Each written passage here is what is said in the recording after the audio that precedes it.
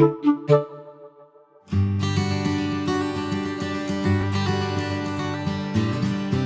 Brett Ryan from Focus on the Family Australia, and welcome to talking about step parenting or blended families. And I know that this is becoming much more prevalent in our culture today, and so this presentation is not going to be talking about the pros and cons of step parenting and blended families, or why it should happen or if it should happen, because many people might have various opinions about this. But what I would like to talk to you about is how to process this in a healthy way. And it's not a guaranteed result, but there's some things that you should consider before forming a blended family. And it has very many variables, and it's quite complex and can be quite complicated. So here are a few things to consider before merging two families together. The circumstances of why two families are joining, it could be through death, it could be through divorce, it could be through someone who's been single for a long time, having children, and then remarrying.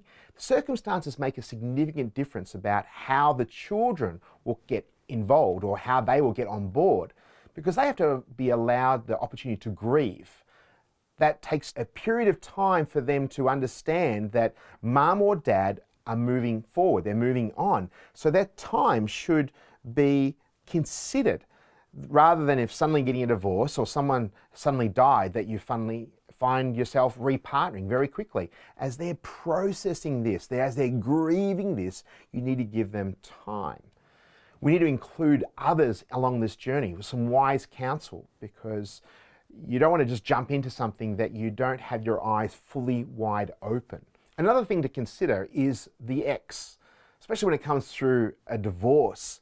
And depending on how that situation was, whether it was a bitter divorce or whether it was an amicable divorce. But the ex has a big factor in that. Many men repartner more quickly than women. That's not the hard and fast rule, but that is something of the circumstances.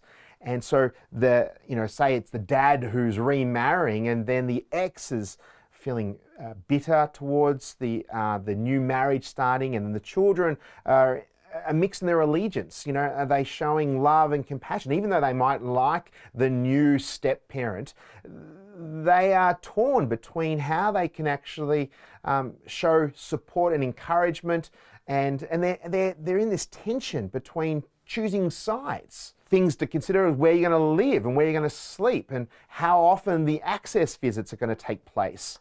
The respective roles, whether it's the biological parent or the step parent, and who's going to do the discipline, who's going to do the encouragement, who's going to show the love and affection. There's all these things that are going to take place. And finally, you have to consider the extended family, grandparents or friends, because they've got mixed emotions, all this, where their allegiance are, especially if you are both friends with them. But for the grandparents, the other spouse's parents, their grandparents, their grandchildren are going through this, and how they can show love and compassion, and they shouldn't be isolated, especially if they've gone through divorce. There can be some real harsh words and things that have occurred, and the grandparents, and especially your children, don't deserve to go through the battleground and to relive the pain and the suffering that they've had to endure, especially if there's been a lot of fighting and a lot of tension. And if you do remarry, and it's when it comes through a death, the grandparents of the one who died, or the child that died, and the grandparents in there, you have to include them along life's journey. So these are things you should consider before blending two families together. So here are some tips to successfully navigate. And again, these are no means foolproof. They're things that you might have to consider, and you might have to ensure that everyone is brought along on the journey. Communicate often and allow them to voice their opinions. Don't allow them to be rude. Don't allow them to be disrespectful. You should do this in a very positive atmosphere. And everyone can actually have a say, but they don't dictate the whole equation. You as adults, and then there's the children. But including them along the journey. You have to be patient, and it takes time. You need to right-size the expectations, especially if you're the step parent. You can't force this. You can't force a happy, healthy transition. The siblings to get along well with one another, to have the birth order is going to be affected if they once were the oldest and then they're going to become the youngest, depending if the stepbrothers and sisters are older or younger. There's a lot of dynamics taking place here. And as I said, it's not automatic and you can't force it. You need to ensure that you allow everyone time to mourn and grief, especially if it's through death and especially if it's through divorce, depending on what type of divorce it has been. And children should never be used as pawns to communicate things or to observe and to feed back and do reconnaissance about what they're doing and what they're not doing and all of these things. Children should be children.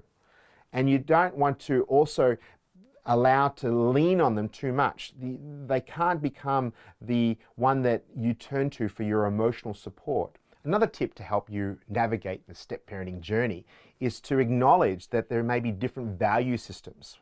For example, it may be one parent is a Christian, the other one is not a Christian. It may be a different parenting style, whether it's one's more permissive, one's more autocratic, and so that can make it very complex and very confusing for the children. One may allow them to stay up late, and the other person likes to have a bedtime. Someone might have an example of what they're allowed to watch on TV and what someone else may not, and it can be very confusing going from one house to another house. And so we need our children to decompress from when they come from one house to another house, and knowing that it's not right and wrong, it's just different. And not to point the finger and say, you should never do this and you should never do that. No, simply it's different. And so it might be saying simply, when you're under this household, this is what we follow. This is the value system. This is the belief systems. And when you go to the other household, that's what is allowed in that household. And just acknowledging that can actually help your children not to say, that's wrong and that's better. They're grappling with the differences themselves and having their new normal being interrupted. So just giving some time and space and allowing them to decompress. And I've heard of this one family did this when they went from one household to another household. Instead of trying to, get them to download everything, what did you do? Who are you doing with? And asking them the question and having the inquisition, they simply allowed them, when they came into the home, they just said, go to your room and spend some time. And they just allowed that time and space just to settle, breathe, and then they can come out of their room and not simply to be the inquisitive nature, just say, how was it? What did you get up to? Not as to say what they're doing, but simply because you're interested in what they've been up to. Being a step-parent means you're never ever going to be the biological parent. Now that might seem harsh to say that, and parents who have been biological and then become a step-parent, they try and treat their children the same, but it's never quite the same. I probably put it down to this. When I talk to parents who have gone through the normal traditional system, and I'd say always be your child's parent, not their friend. But the one thing that is opposite to that when it comes to step-parenting, when you become a step-parent, you need to become more a friend or the fun uncle, the confidant, the come alongside person. You can't do all the discipline. You can't expect them to call you by the preferred name of mum or dad. You have to find a happy medium. When you're going through this, you want to be, the person that comes along and support your spouse, especially when you come together, and understand that it can be very, very frustrating, and show value to her or him, and to understand that this is going to take time and you cannot force it, especially when there's great memories of the family, and those things hurt, especially traditional times. What happens at Christmas? What happens at Easter? What happens at birthdays? You can't always reflect upon what we used to have, the past, but it doesn't mean that it never occurred. And so we should acknowledge that and say, hey, this is what we used to do, but we're going to create some new memories, some new things. So creating the language is very inclusive, like using we, us, our family. Inviting the children to do things that they might have done in the past and acknowledge that, as I said, but create new traditions, new family outings, vacations, experiences, the traditions that you do at Christmas time. And these things will create new memories. And so take plenty of photos, take create those moments that actually say, hey, that's what we used to do, and still acknowledge that and validate that experience, but this is what we're doing afresh. We're doing things new. But you can't just make sure everything's happy and rosy. It just doesn't happen. And everyone's going to process their grief at a different level. So we need to respect them, the environment, and not force the relationships between the siblings. These things take time, and it may never be quite happy families. And I know many people who have experienced this. And they've found, as they've persisted and as they've been consistent, you know, they get a nice rhythm. They get a nice new normal. The media have a lot of examples of blended families. It could be the Brady Bunch, it could be the Parent Trap, it could be Cheaper by the Dozen. It actually shows families being put together, and they didn't hide the complexities. They didn't hide the fractures. They didn't hide that the fact that it was difficult. But as you saw over time, they learned to appreciate one another, as they learnt to understand where they were coming from and the different ages and stages, and the lens of a child in their early years is different to the child in their young adult or the teenage years. They're all different. And so even though these movies at the end of the day is all, everything's wonderful and everything's rosy, it's not always the case. But we've seen families have been put together and the children have been uppermost in the parents' mind. Both parents have been loving and caring and considerate to one another. They haven't used them as pawns. They haven't used them as their reconnaissance to understand what's happening in the other person's world. They haven't been leaned on and as the emotional support or their crutch, so to speak. They've just allowed the children to be children.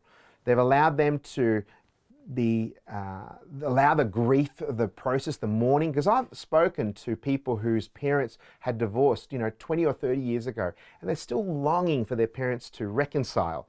And that may be impossible, and that may be never ever be at all possible, especially if they've been repartnered and remarried. But there is that expectation or that glimmer of hope. They want to see their family restored, but that is a grief that will never eventuate. And so as you, as the parents, the adults in the situation, have great understanding, great empathy, cannot force it, allow time, and allow them the privilege of getting to know you as the step-parent, allow them the privilege of getting to know their siblings. You can't force a healthy relationship, but you can be courteous, you can show respect, you can show obedience. And as you do this, may your family be the very best that it possibly can be. The final tip regarding step parenting is time. Time is a great healer and leveler. And you can't force it, you can't rush it. And we at Focus on the Family want to see you succeed in this journey. It is a lot of hard work, and through the Bible there is a lot of examples when things didn't go to plan. There's Abraham and Isaac having blended families. We see David having a blended family, and it seems like it's impossible. Even Jesus was brought up by a stepfather. He had his heavenly father, and he had brothers and sisters, step brothers and sisters. But it is doable. He showed great compassion to his brothers and his whole family. And as you navigate this, maybe this presentation, maybe our resources from our website, maybe to help you be the very best version of yourself as a step parent, as a blended family, as being a newly acquired family put together. Whatever the journey you're having, we want to see you succeed. And we at Focus on the Family want to provide you with those resources, those articles, those podcasts that help you become the very best version of yourself. May God bless you and grant you wisdom and insight to know how to be the very best step parent, very best new wife or new husband as you navigate this new journey.